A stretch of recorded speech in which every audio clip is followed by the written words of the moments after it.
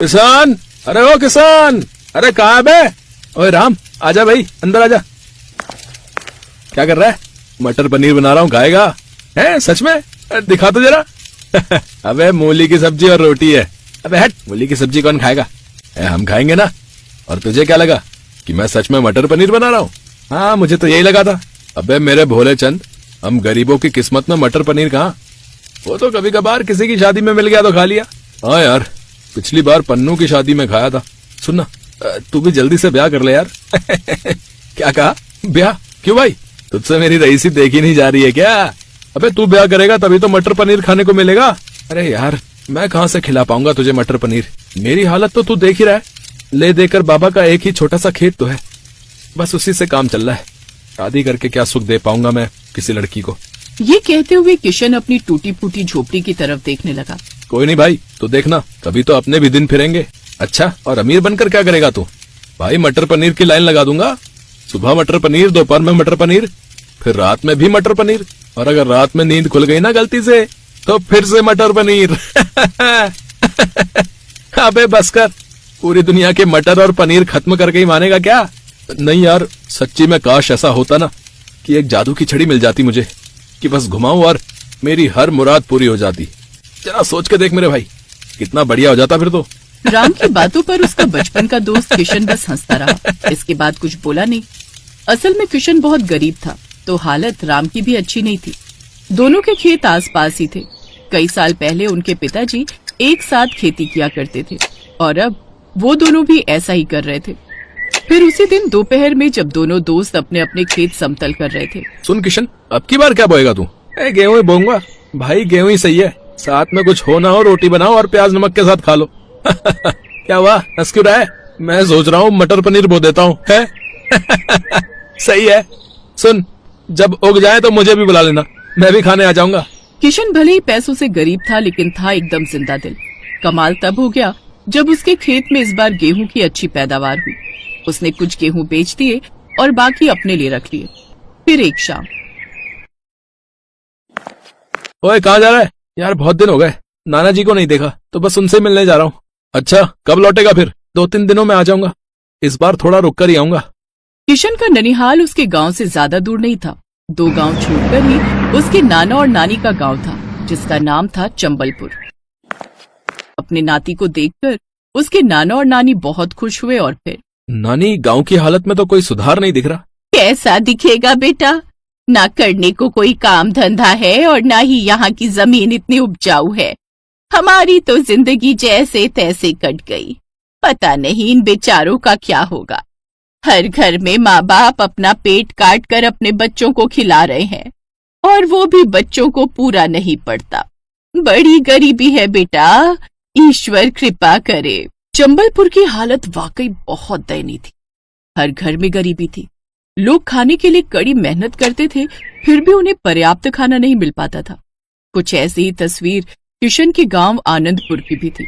पर ना तो किशन अपने गांव की हालत सुधार सकता था और ना ही चंबलपुर के लिए कुछ कर सकता था।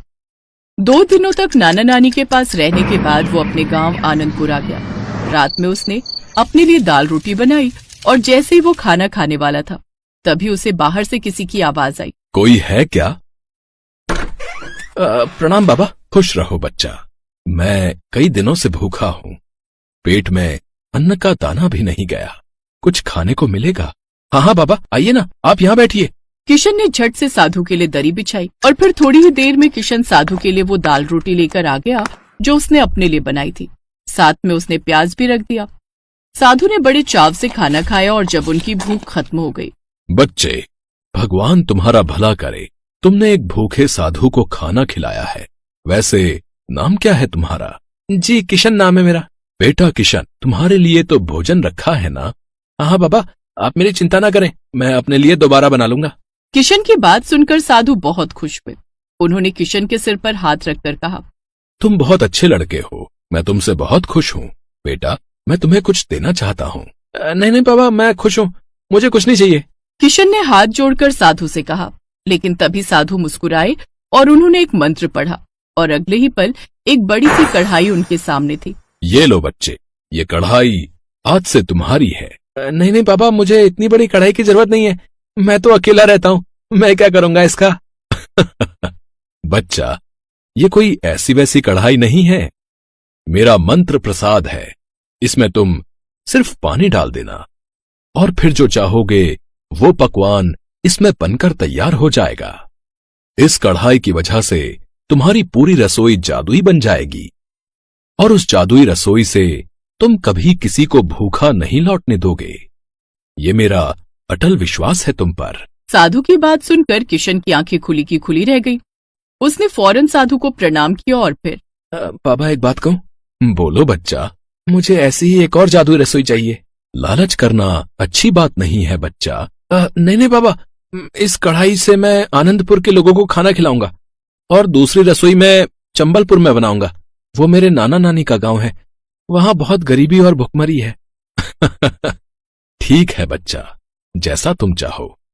बस याद रखना, चाहे जो हो जाए कभी लालच नहीं करना। इतना कहकर साधु वहां से चले गए। उनके जाते ही किशन के आंगन में अब एक और कढ़ाई थी। किशन झट से दोनों कढ़ाइयों को अपनी रसोई में लेकर गया। वहां कढ़ाई रखते ही उसकी रसोई जादुई हो गई। रसोई की हर चीज चमक रही थी।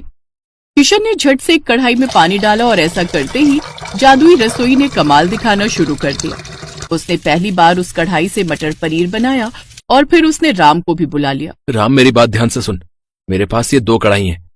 मैं इनमें से एक को यहां रखूंगा।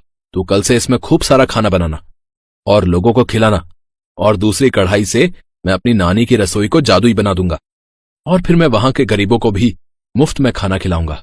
ठीक है भाई, पर तू यहां आता तो रहेगा ना? हाँ, मैं हर 2 दिन में आता रहूंगा। राम ने वैसा ही किया जैसा किशन ने बताया था। गरीबों को मुफ्त खाना खिलाना शुरू कर दिया।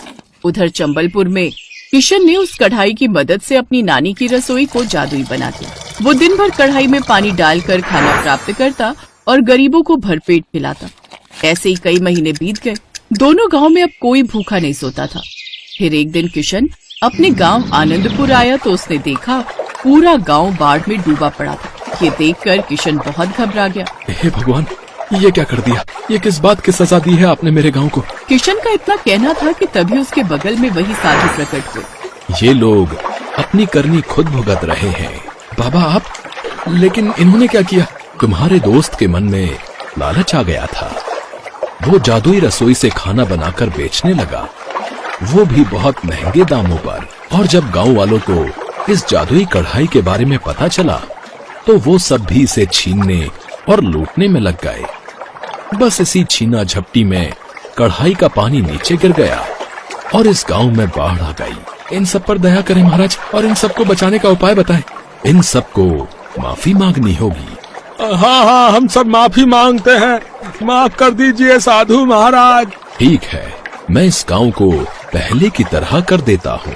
साधु बाबा ने फिर से एक मंत्र पढ़ा और अगले ही पल सारे गांव का पानी उनके कमंडल में समा गया। इसके बाद पूरे गांव ने कभी लालच न करने की कसम खाई और फिर सब ठीक हो गया।